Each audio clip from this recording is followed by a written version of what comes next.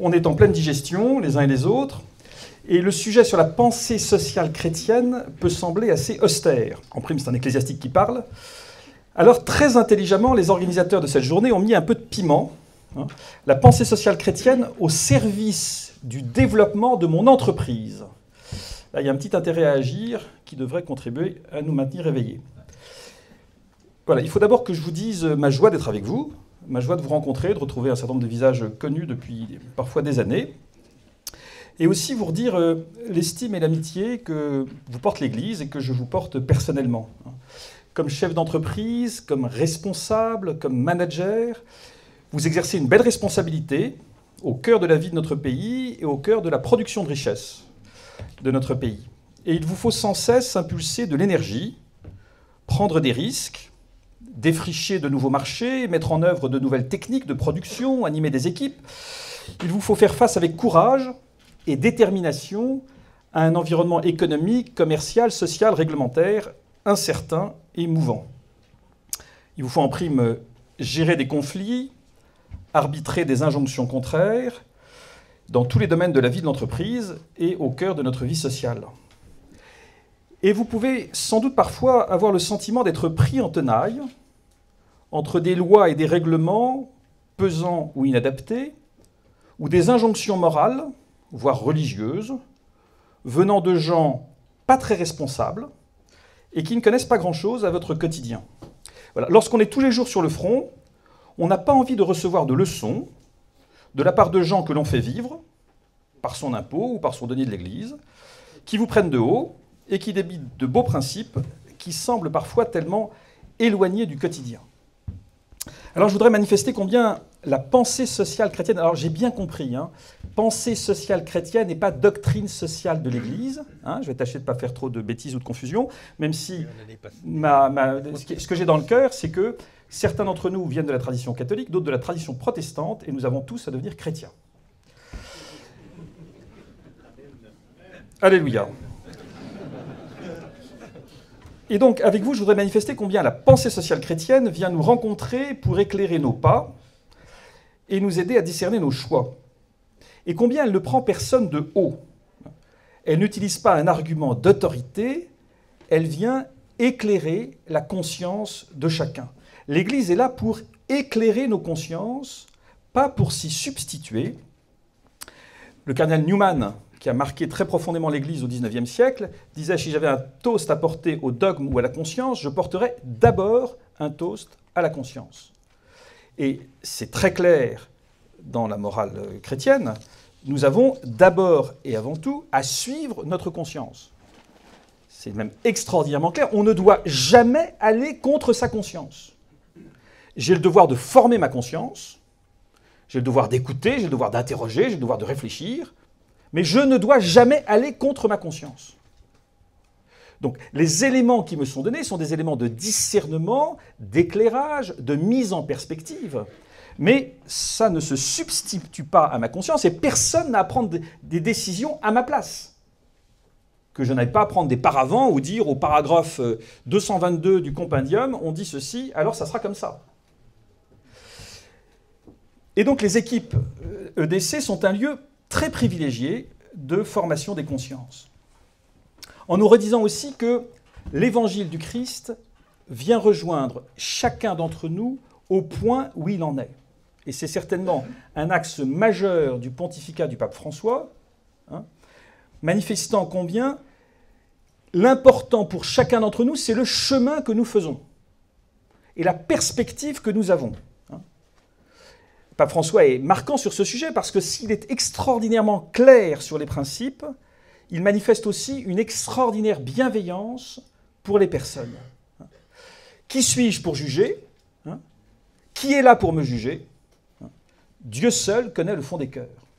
Mettons les choses bien à leur place.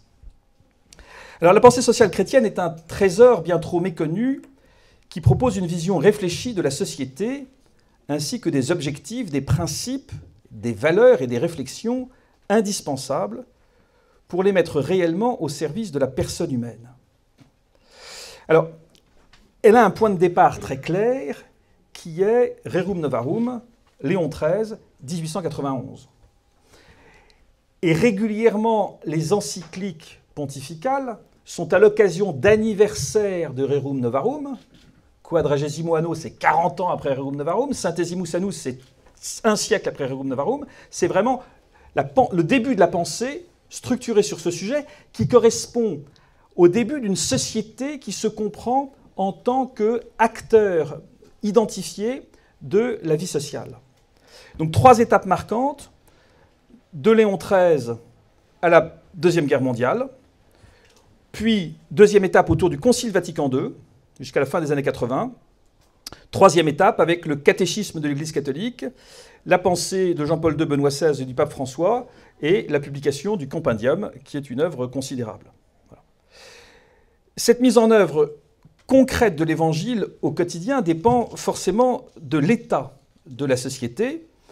La mise en œuvre concrète de l'Évangile a évolué au fil des siècles, au temps des premiers chrétiens. C'est très différent du Moyen-Âge, du monde rural du XVIIe siècle, du monde industriel du XIXe, ou de la forte industrialisation du début du XXe, et du monde mondialisé qui est le nôtre aujourd'hui.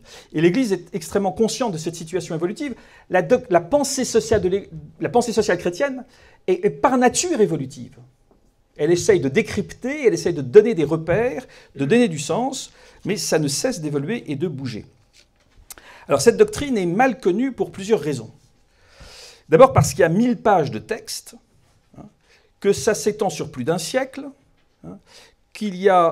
nous avons eu entre 1891 et maintenant 8 papes, un concile, plusieurs synodes, quantité de documents d'importance variable. Et alors vous avez 2 moyens d'aborder la chose. Vous avez la première chose, c'est une brique parfaitement assommante, au sens premier du terme. C'est donc le discours social de l'Église catholique de Léon XIII à Benoît XVI. La prochaine édition inclura le pape François. Là-dedans, c'est tout à fait remarquable, c'est le Séras, et vous avez l'ensemble des textes majeurs de la pensée sociale chrétienne qui nous sont donnés en accès direct. Et puis, le deuxième document, on pourrait prendre une bibliothèque, mais ceux-là sont majeurs, le compendium de la doctrine sociale de l'Église.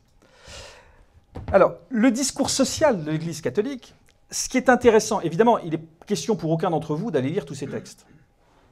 Par contre, ça peut être passionnant d'aller lire un texte pour réaliser combien la pensée qui s'exprime est étroitement liée à un contexte et cherche à répondre à une question précise. Lorsqu'on lit un texte du magistère, un texte élaboré, quelles que soient ses circonstances, il faut toujours s'interroger à quelle question ce texte répond-il ? Quel défi, quelle est la problématique ? Et c'est incroyable de voir combien les problématiques se renouvellent d'année en année, de dizaine d'années en dizaine d'années, sur tous les registres. Nous avons beaucoup trop tendance, les uns et les autres, et ça se comprend, à avoir un accès aux grands textes comme nous étions en classe de première avec le Lagarde et Michard. Voilà. Donc si vous comprenez, si tout Balzac, ça se résume à 3 pages, un extrait du Père Goriot, etc., etc., et je veux dire, très bien, c'est déjà pas mal, dira certains, mais vous comprenez bien que ça n'a rien à voir avec le fait d'avoir eu une œuvre complète. C'est pour ça qu'au bac français, d'ailleurs, on fait toute une série de petits textes, Lagarde et Michard, et puis quelques œuvres complètes pour qu'on rentre un minimum dans la dynamique. Un des grands aspects aussi de la vie chrétienne dans toutes nos paroisses, c'est de nous inviter à lire l'Évangile d'une manière un peu globale. Vous comprenez ? Vous avez droit à 10 versets chaque semaine. Bien souvent, on ne sait absolument pas de quoi parlent les versets précédents et les versets suivants. Et donc, on perd le fil d'une pensée qui se déploie, qui s'épanouit, qui a des réverbérations. Alors, il ne s'agit pas à chaque fois de relire l'intégralité, quoique si vous avez le temps de lire le chapitre concerné chaque dimanche, c'est déjà quelque chose de formidable. Et si vous avez l'occasion de faire un parcours, par exemple, sur l'évangile de Marc, de Matthieu, ou peu importe, de prendre... Un évangile, c'est 25 pages. Hein. Ça se lit en 1h30. Ça ne se lit pas comme un roman. Mais en soi, c'est extraordinairement léger. Lesquels d'entre nous ont véritablement lu un évangile de A à Z, avec un début et une fin. On est très tributaire. Alors, encore une fois, il ne s'agit pas de devenir un spécialiste et de tout lire, mais formidable de lire certains de ces textes. Je pense par exemple, Quadragesimo Anno, on est en 1931, la dénonciation des dérives financières, mais c'est avec une force mais incroyable. La dénonciation par le pape du nazisme, c'est d'une force incroyable. Je veux dire, on n'y est pas avec le dos de la cuillère. Hein. Voilà. Et c'est bien d'avoir un peu un contact direct et pas en permanence saucissonné. Alors, le compendium, c'est formidable. Sauf que alors, c'est pasteurisé de chez pasteurisé, si vous voulez. Hein. On a pris des extraits de tout, hein, et on en a fait un truc parfaitement grand 1, grand 2, grand 3, petit a, petit b, petit c. Quand certains d'entre nous étaient au séminaire, avant Vatican II, hein, ils avaient droit à des traités. Alors vous aviez le traité d'écriture sainte, où le professeur Duglandu vous faisait sa pensée, hein, grand A, grand B, grand C, petit a, petit b, petit c, ta. Et voilà, vous aviez la pensée de Duglandu. Hein, et vous aviez à peine accès au texte. Bon. Une révolution fondamentale a été de partir du texte. Avec une idée toute simple, c'est que c'est le texte de la parole de Dieu qui est inspiré, c'est pas son commentateur. Bon. Donc, c'est extraordinairement précieux, quand vous avez une question, si vous voulez, d'aller directement au compendium, voir exactement ce qui s'est dit. Donc, ça vous fait gagner un temps considérable, même si avec Internet aujourd'hui et le système de moteur de recherche, on a ça aussi très bien. Mais ça vous donne une vision complètement morte des choses. Et ça semble, si vous voulez, tellement théorique, tellement en surplomb, tellement yakafokeux, c'est tellement hors contexte, si vous voulez, que ça demande une petite digestion personnelle. Là aussi, le travail en équipe peut être tout à fait utile. Alors, qu'est-ce que la pensée sociale chrétienne? D'abord, ce n'est pas. Et là, je glose le texte de Jean-Paul II qui est en introduction de votre... Vous avez 10 lignes de Jean-Paul II, Sollicitudo Rei Socialis, qui est admirablement ciselé pour vous dire précisément ce qu'est la pensée sociale chrétienne. Voilà, c'est le texte de référence sur le sujet. Donc ça nous dit que la pensée sociale chrétienne n'est pas une troisième voie, il ne s'agit pas d'un projet économique, ni d'un système, hein. Et même si elle peut formuler une critique, par exemple une critique du capitalisme ou du socialisme, elle ne propose pas un nouveau système ou une solution alternative. Ce n'est pas une proposition technique dans le domaine politique, économique ou social, contrairement à ce que le compendium pourrait laisser penser parfois. Hein. C'est plutôt une doctrine morale qui découle de la conception chrétienne de l'homme et qui se concrétise dans sa vocation à l'amour et à la vie éternelle, hein, en formant une catégorie à part. Ce n'est pas non plus une utopie au sens d'un idéal social inaccessible. Ça n'entend pas décrire un paradis terrestre où l'homme pourrait atteindre sa réalisation parfaite. Je me rappelle toujours une phrase du père Menarange disant « L'évangile mis en système politique, ça a un nom, ça s'appelle le goulag ».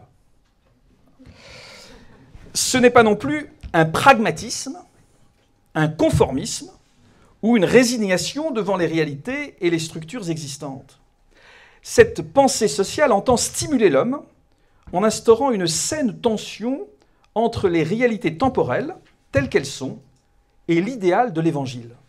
Et au fond, on est là dans un point d'articulation entre le concret de nos existences et des décisions que nous avons à prendre jour après jour et l'Évangile. Et elle cherche en permanence des solutions vraiment dignes de l'homme. Donc ce n'est pas une doctrine fixe ou statique, au contraire, elle est en devenir perpétuel. Certes, les principes fondamentaux demeurent constants pour qu'ils prennent racine dans la nature humaine, parce qu'ils prennent racine dans la nature humaine qui ne change pas.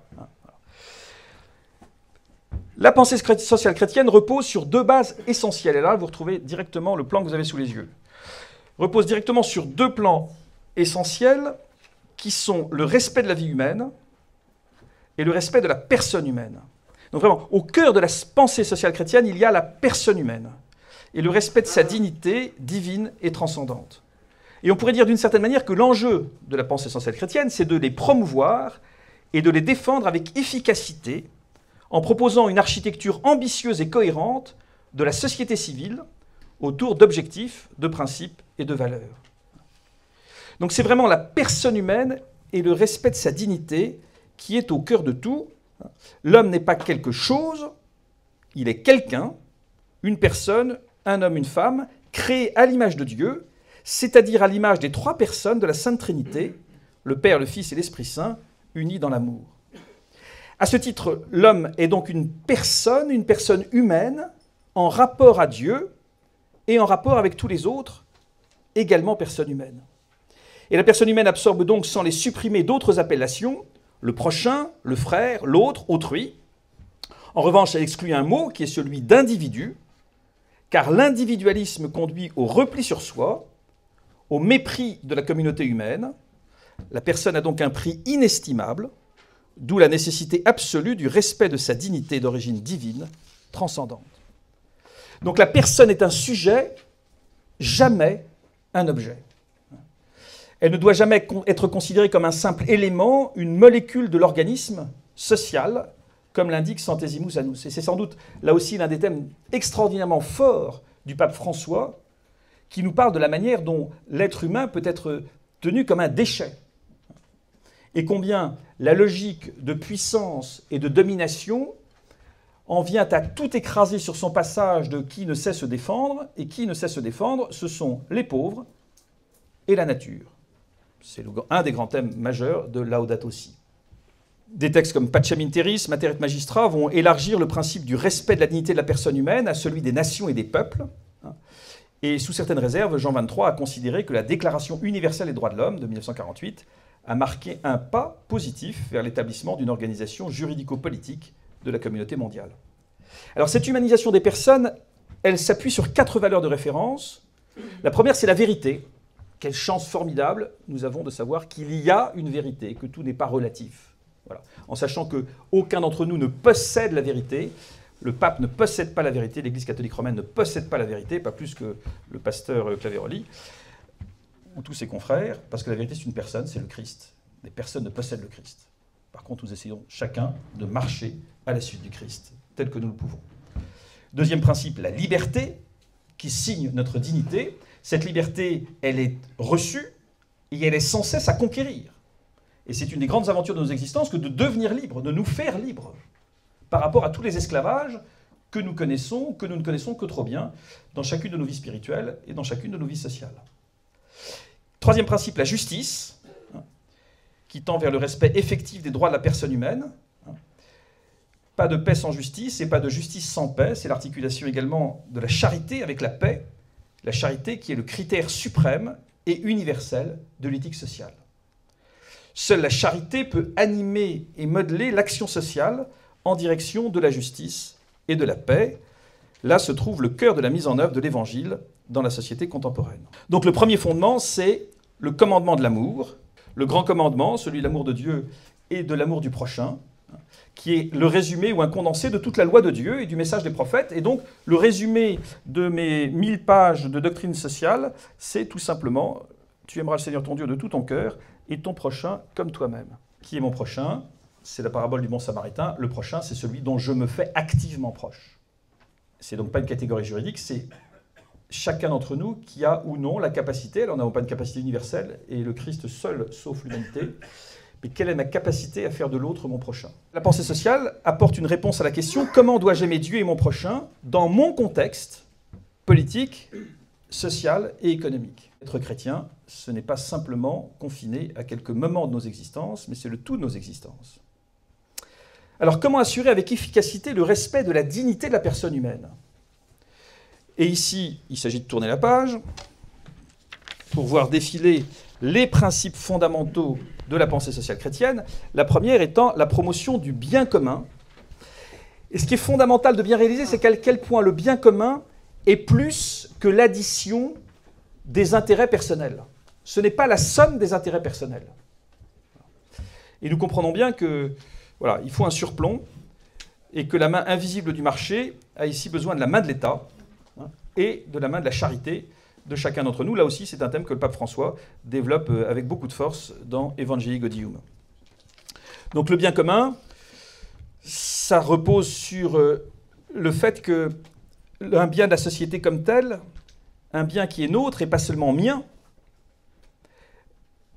et encore moins la propriété d'une collectivité abstraite située hors de nous. Le bien commun nous permet de nous exprimer comme un nous, de posséder un bien commun qui soit le nôtre. L'homme est fondamentalement, essentiellement social, relationnel, interpersonnel.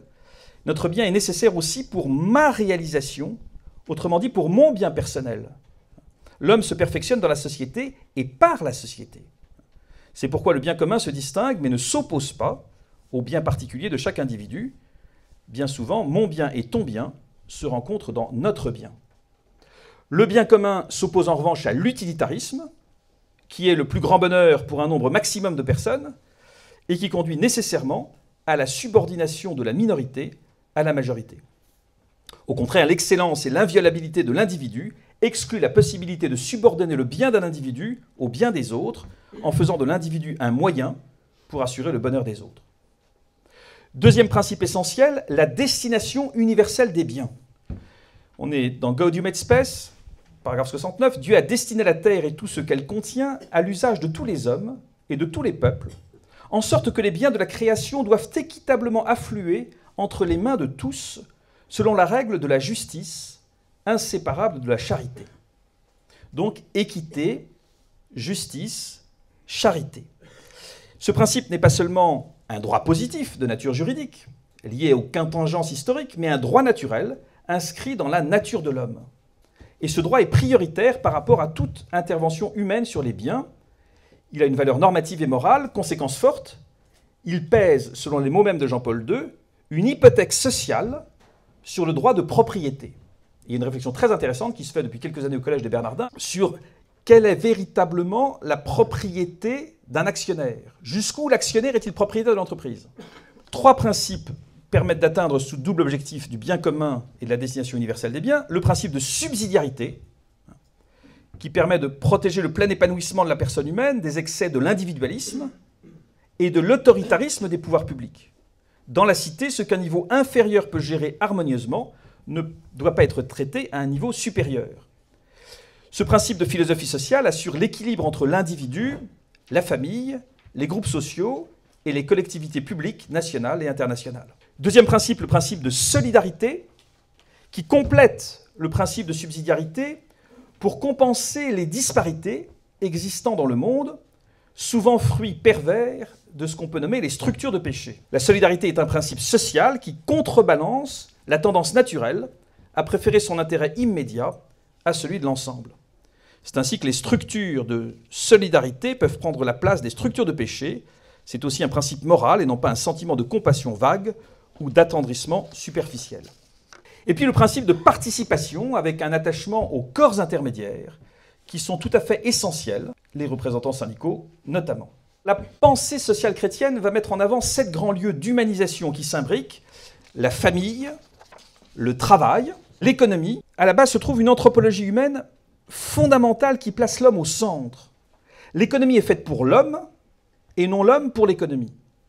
L'analyse porte sur les systèmes, les acteurs et les leviers de l'économie, et au-delà des analyses techniques, la doctrine a des approches spirituelles, éthiques, idéologiques et sociologiques. Elle a intégré des évolutions constatées au fil des époques.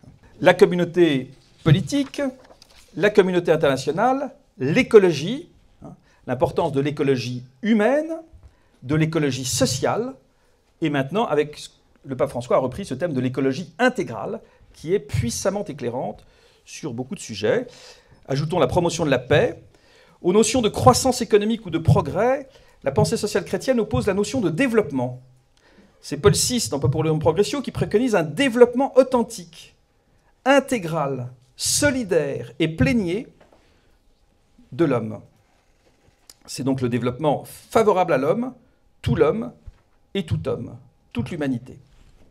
Et les droits de l'homme sont dans cette droite ligne. Il y a également toute la dimension de la culture, de la morale et de la civilisation.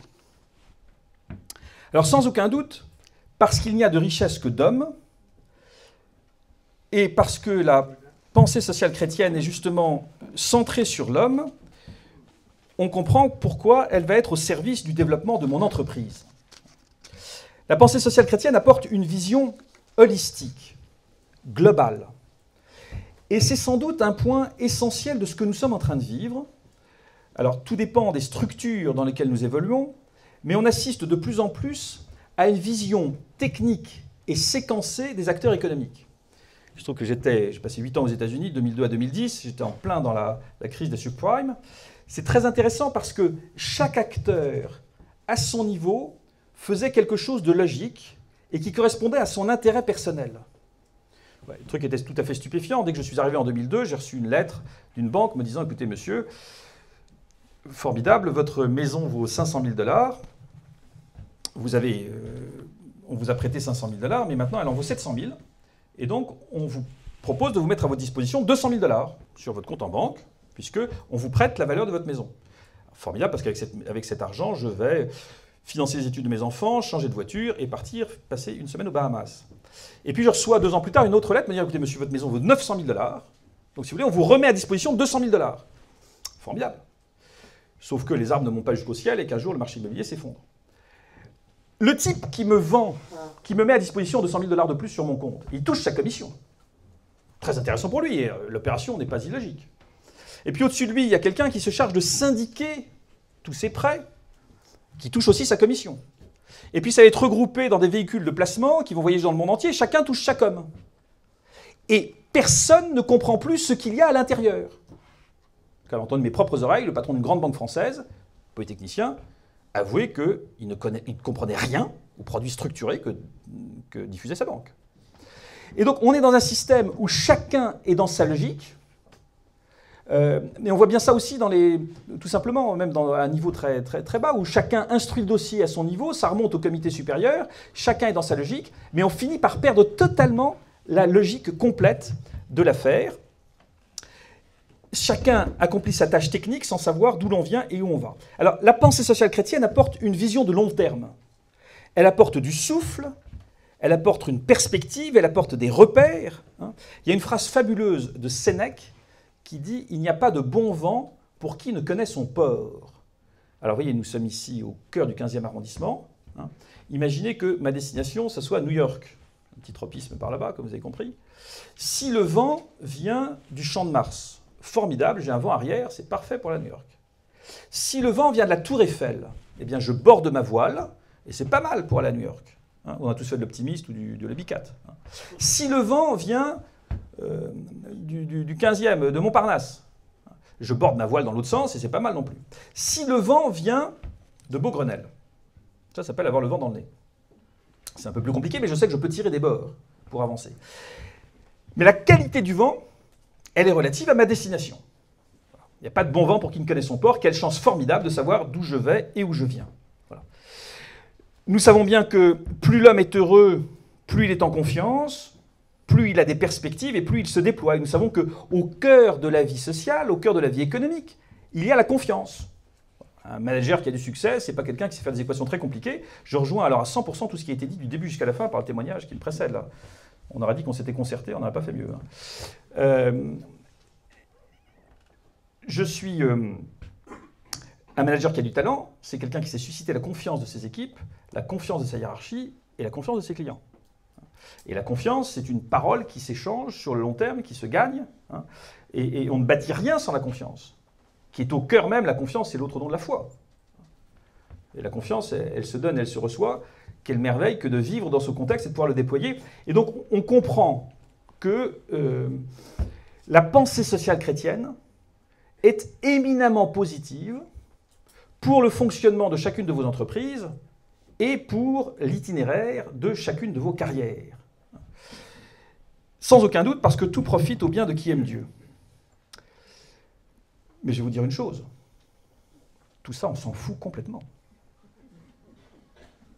Moi, je ne suis pas du tout venu, d'ailleurs, ce n'est pas à moi qu'on aurait fait appel s'il s'agissait de dynamiser votre carrière dans l'entreprise ou les résultats de votre entreprise.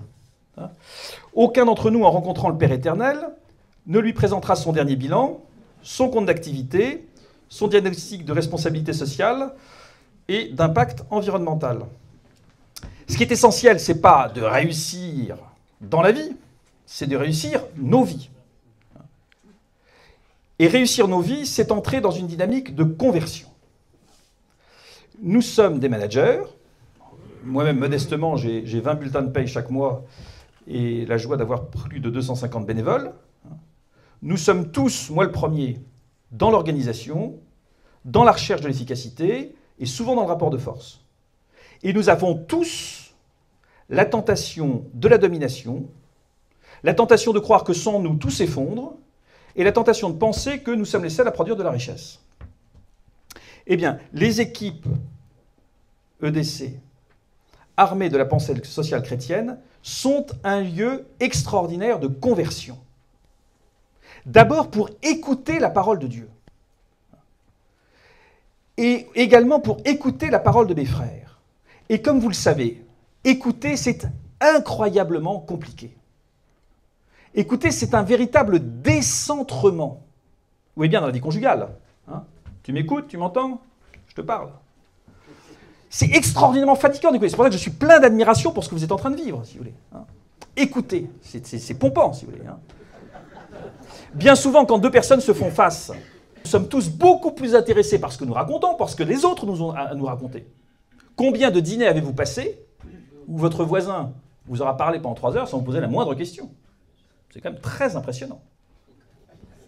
Donc l'écoute, c'est une qualité humaine et spirituelle absolument décisive.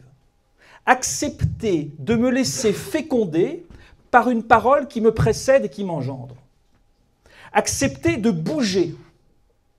Là aussi, si vous voulez, c'est quelque chose d'extraordinairement rare. Est-ce que ça vous est souvent arrivé d'avoir une conversation avec quelqu'un et à la fin de la conversation, la personne vous dit « Ah, mais c'est très intéressant ce que vous racontez là, j'avais jamais vu les choses sous cet angle et ça me conduit à évoluer dans ma manière de faire. » Non, en général, quand vous parlez à quelqu'un et que vous n'êtes pas d'accord, l'autre se referme sur lui-même comme un hérisson et plus vous essayez de le convaincre, plus il s'enferme parce qu'on n'a aucune envie de se faire enchetousser par la pensée des autres.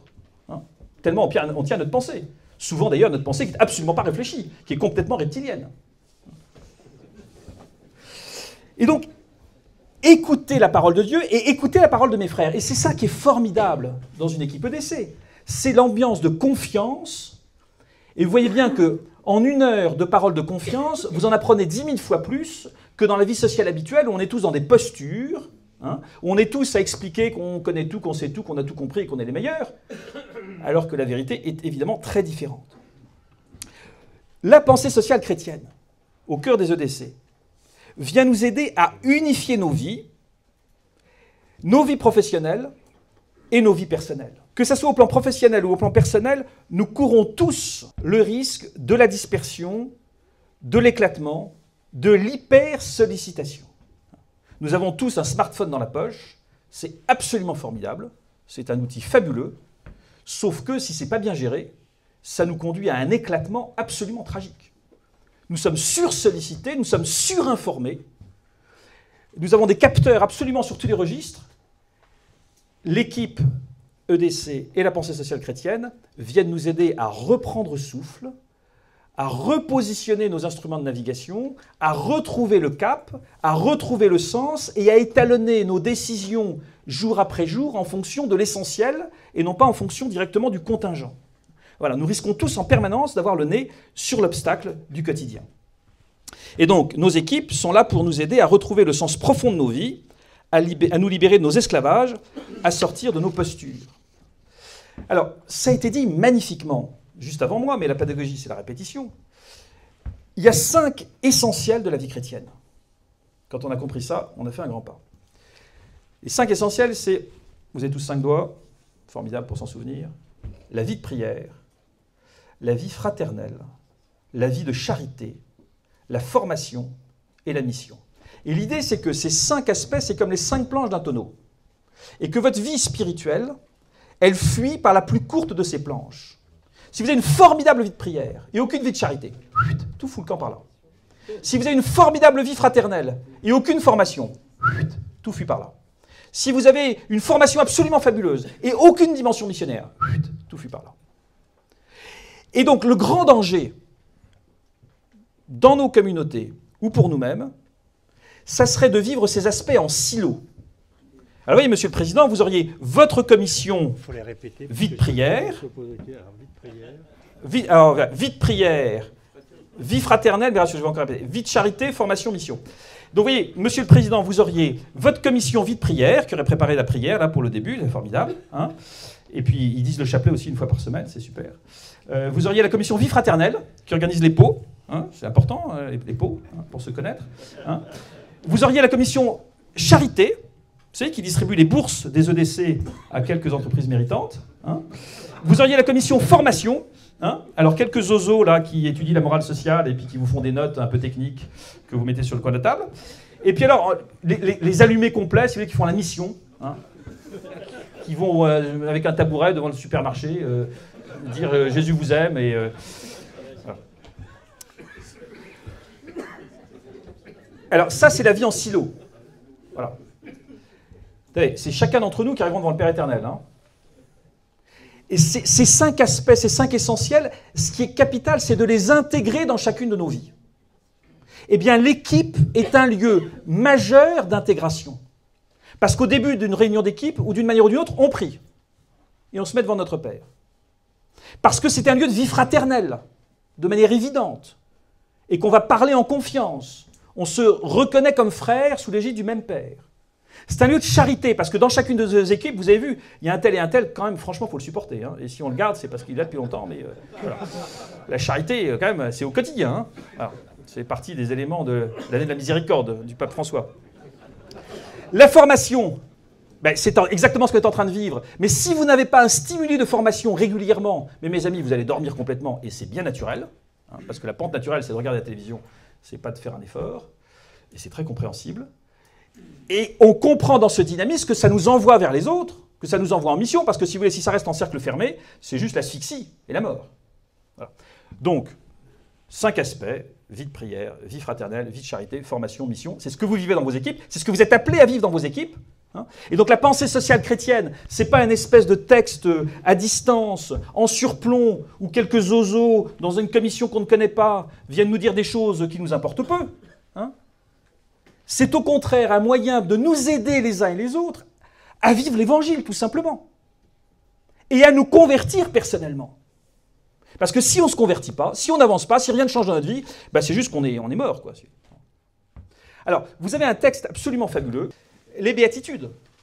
Heureux les pauvres de cœur, car le royaume des cieux est à eux. Heureux ceux qui pleurent, car ils seront consolés. Vous le connaissez par cœur, et c'est formidable. Quelle provocation délibérée de nous remettre devant ces paroles fondatrices. En réalisant d'abord qu'il s'agit de la description du cœur de Jésus. C'est Jésus qui est pauvre, qui est doux, qui est affligé, qui est affamé, qui est artisan de paix. Et c'est Jésus qui nous dessine un chemin de vie. La vie, elle est envisagée ici comme le contraire de la fatalité, comme l'antidestin. C'est une dynamique qui mobilise l'existence pour la tenir éveillée. Alors, qui sont ceux qui se mettent en marche vers la vie véritable? Ce sont les pauvres, les affligés, les doux, les affamés, les persécutés. Et quelles sont les pratiques qui procurent la joie? C'est la miséricorde, la droiture de cœur, les œuvres de paix. Ce qui est impressionnant, c'est la manière dont les béatitudes, elles nous fascinent et elles nous inquiètent. Ces valeurs sont totalement différentes de celles du monde. Et pourtant, nous avons le sentiment d'y être comme radicalement chez nous, à la fine pointe de notre être. Toutes nos attitudes spontanées y sont contrariées, parce que quand même, ce qu'on apprend à nos enfants partout, c'est quand même bienheureux les premiers, bienheureux les plus forts, bienheureux les gagnants, bienheureux les performants, quand même. Hein. Bon. Dans nos bonnes écoles catholiques, on leur apprend quand même à rentrer dans des grandes écoles. Bon. Le point extraordinaire, c'est la première des béatitudes. Heureux les pauvres de cœur, car le royaume des cieux est à eux. On a fréquemment la figure du pauvre dans l'Écriture. Hein. Le pauvre, c'est celui qui sait qu'il a tout reçu. Et au fond, si on va à la pointe de tout, il y a un mot qui revient en permanence dans la vie de l'Église, c'est la grâce. Alors grâce, pour chacun de vous, ça fait un peu schtroumpf, si vous voulez. Hein. C'est une grande grâce, beaucoup de grâce, que la grâce soit avec vous. Voilà. Grâce, ça veut dire gratuité. La gratuité, c'est un truc qui nous déstabilise au plus haut point. On est toujours très suspect quand quelqu'un nous offre quelque chose gratuitement. Comme on dit aux États-Unis, there is no free lunch. Il n'y a pas de déjeuner pour rien, si vous voulez. Hein. Et si vous m'êtes sympathique, tout d'un coup, c'est sans doute que vous avez quelque chose à me demander. Hein. Or, la gratuité, c'est la manière dont Dieu se comporte vis-à-vis de nous. Hein. Aucun d'entre nous ne peut acquérir par lui-même ce dont nous avons vitalement besoin, c'est de la vie éternelle avec Dieu. Ce n'est pas dans nos capacités personnelles. Nous ne pouvons le recevoir que gratuitement. Et nous ne pouvons recevoir la gratuité qui vient de Dieu que si nous devenons nous-mêmes des êtres de gratuité et de miséricorde. Si on accepte d'être ce que l'on est, vous l'avez décrit absolument magnifiquement, je ne fais que mettre des mots sur ce que vous avez dit superbement tout à l'heure. Cette gratuité fondamentale qui transforme totalement notre regard, qui transforme mon rapport aux autres et mon rapport aux choses, mon rapport aux êtres, mon rapport au futur. Vous avez reçu gratuitement, donnez gratuitement. Et quelle merveille d'être enfin moi-même. Quelle merveille de ne pas s'imaginer que c'est au terme de ma carrière réussie que je vais avoir le strapontin pour l'éternité. Parce que je sais bien que ce n'est pas la vérité. Et je sais bien que la fine pointe de mon âme, elle est ailleurs, et elle est dans l'ordre de la charité. Alors je vais vous proposer ensemble, parce qu'on est en famille, de faire un tout petit exercice. Vous avez sous les yeux la première lettre de saint Paul apôtre aux Corinthiens. Vous l'entendez à un mariage sur deux. Hein, donc vous le connaissez par cœur, et c'était sans doute à votre mariage. Voilà. Alors, vous avez, comme on a peu de temps, et je vais terminer maintenant, vous voyez, j'en ai fait 2 paragraphes. Le deuxième paragraphe, on va le lire tous ensemble si vous voulez bien. Hein. L'amour prend patience. L'amour rend service. L'amour ne jalouse pas. L'amour ne se vante pas. Il ne se gonfle pas d'orgueil. Il ne fait rien d'inconvénient. Il ne cherche pas son intérêt. Il ne s'emporte pas. Il n'entretient pas de rancune. Il ne se réjouit pas de ce qui est injuste. Mais il trouve sa joie dans ce qui est vrai. Il supporte tout. Il fait confiance en tout. Il espère tout. Il endure tout. L'amour ne cessera jamais. Alors oui, ça c'est absolument formidable. C'est une grande envolée lyrique, extraordinaire, si vous voulez. C'est somptueux. Hein. Mais c'est un peu comme les textes de la doctrine sociale, si vous voulez. C'est tellement éloigné que... Alors nous, on a une chance formidable, c'est qu'en tant que chrétien, on sait que l'amour, c'est pas cucu les petits oiseaux, c'est un nom et un visage, et c'est Jésus. Alors je vous propose, on va le lire une deuxième fois, hein, et on va mettre à la place de l'amour Jésus. Hein, tous ensemble. Jésus prend patience. Jésus rend service. Jésus ne jalouse pas. Jésus ne se vante pas. Jésus ne se gonfle pas d'orgueil. Jésus ne fait rien d'inconvenant. Jésus ne cherche pas son intérêt. Jésus ne s'emporte pas. Jésus n'entretient pas de rancune. Jésus ne se réjouit pas de ce qui est injuste. Mais Jésus trouve sa joie dans ce qui est vrai. Jésus supporte tout. Jésus fait confiance en tout.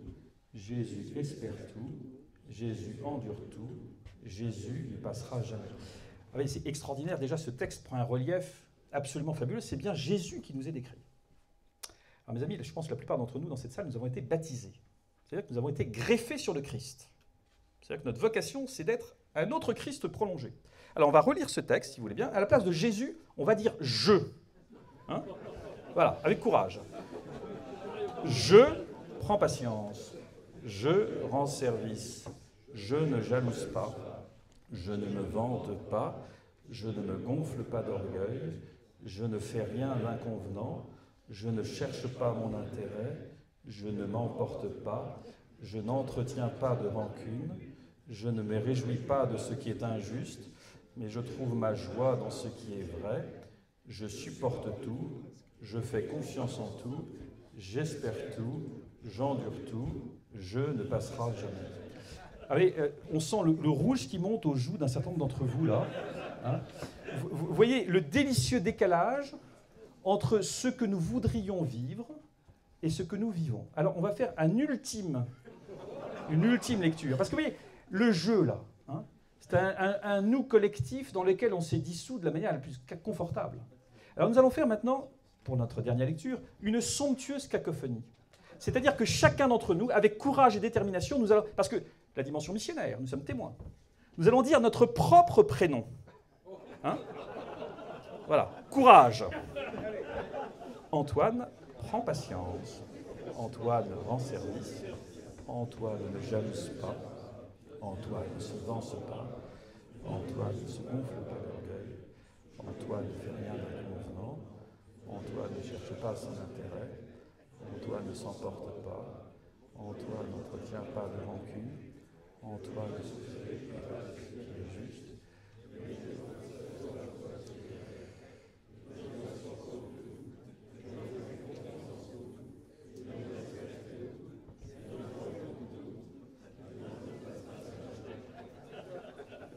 L'homme, tous les hommes, le tout de l'homme, et la seule puissance décisive, c'est l'amour, et la seule chose qui restera de nos vies, c'est l'amour. Merci de votre attention.